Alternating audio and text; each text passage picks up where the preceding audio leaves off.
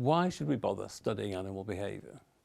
Well, first and foremost, because we're interested in understanding why animals do what they do. There are lots of other reasons for studying animal behaviour. Conservation biologists need to know what animals do if they're going to save them. Are those animals social or solitary? How much space do they need? And how many mates do they have? Sometimes you can't predict the outcome of research. Fernando Nottebohm started out being interested in how birds know what to sing. Yet his research eventually led to a complete overhaul of the entire field of neurobiology, a totally unanticipated yet utterly monumental effect.